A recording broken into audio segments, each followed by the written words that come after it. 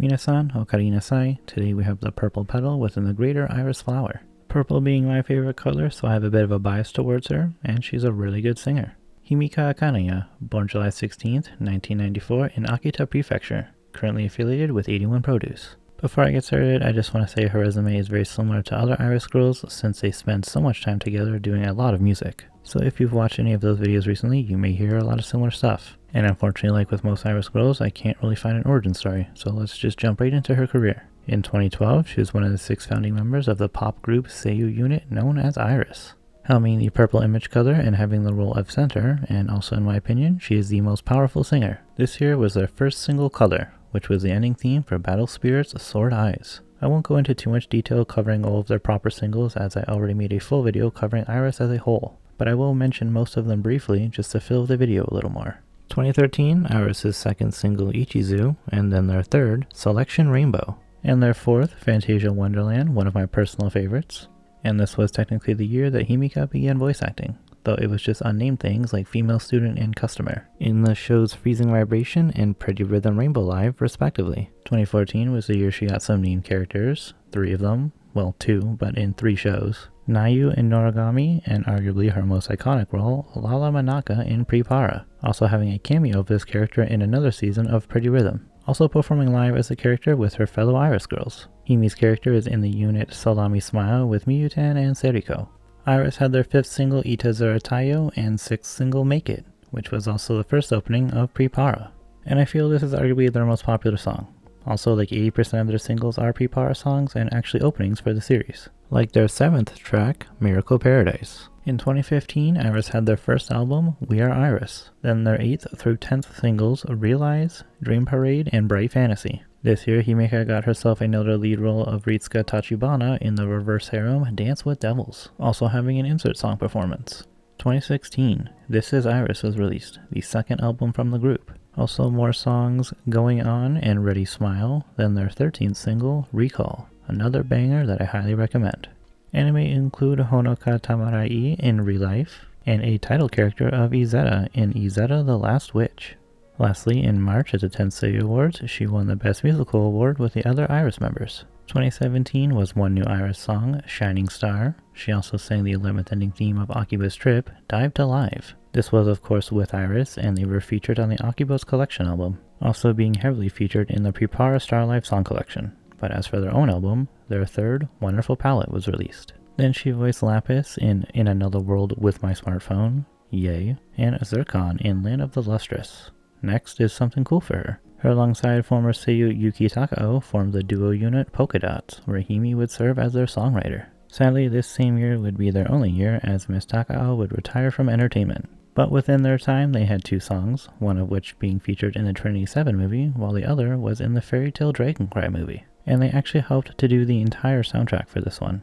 Himi writing all the lyrics while Yuki did all the composition. 2018 is the year with her most roles. Asa Matake in How to Keep a Mummy, Jenna and Escanor's older brother Damon in The 7 Deadly Sins, Saki Kamasato in the Bunny Girl Senpai show, and then 3 main characters. Tsuyuno Yatsumura in Magical Girl Sight, Nuclevi in Million Arthur, and Yuri Dietrich in Rewrited, singing the ending of episodes 3, 5, and 9. Not bad at all. Then Iris had 2 new songs, Memorial and Changing Point. 2019, she kind of kept her anime roles momentum, voicing the senpai's older sister in Magical Senpai, Mihono Asakura in Katana Means Mini Toji, singing the opening with Kaede Hondo, and God Number 4 in the King of Prism movie, and sticking with the same franchise, voicing Maria Kanamori in Kirato Pichan. Then a lead of Mai Maisaka in the movie Laid Backers. And as always, 3 new Iris songs, Endless Notes, Ultimate Magic, and Fantastic Illusion. Watch this one's music video, you will absolutely love it. In 2020, her momentum seemed to have halted as she would only voice Subaru in Shachibato and Daz Dayak in the filler arc of the popular shonen series Black Clover. Then Iris had their 4th album, Shall We Carnival. 2021, 2 more new songs from the Flower Ladies, the first one being Summer Dude, and a double release of Junigatsu no Snori and Heartbeat Kyujoshu, though it seems she would have no new anime this year. And in 2022, Iris had their song Queen's Bluff, absolute banger. Then this year seems to be her most recent newest character, Tomomi Nishisugu in the ridiculous title, League of Nations Air Force Aviation Magic Band Luminous Witches. Like, this title has army related things, music related things, and witches. I wonder how absolutely crazy and awful this show actually is. 2023, this year, the long-running iconic series Initial D will have a new season called MF Ghost. And I want you to know I'm really resisting making a joke about the MF in MF Ghost. Anyway, Himika will sing the ending theme Stereo Sunset. Her fellow Iris lady Seriko will be singing the opening. And I do believe this technically marks Himitasu's solo singing debut. This show will begin airing in October, by the way. As for Iris, they have already released half of their recent double release, Pare Bakasawagi. Lots of high energy in this song. The other half, titled Let You Know, will be coming soon in late August. This will be the group's 23rd single, by the way. I am now just realizing that I stopped numbering them in the script, and that's like a lot of music, and it's all really good, so shoutouts to them. Next year, the girls will have a full-length movie about them. Not sure what the story is, though.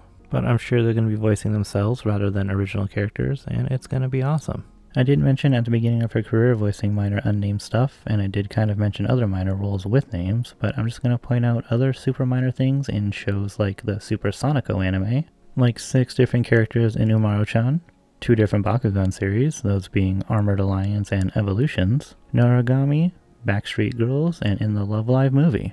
And I've already mentioned all of her anime music, so let's move on to the next part. She seems to have only been in one live-action movie, and it's actually with Arisa Komiya, an adaptation of the manga series Omaira Zenin Mendokusai, which I guess basically translates to You Are All So Annoying. Arisa's character is on the left, while Himika's is on the right, and her character is named Aiko Enomoto.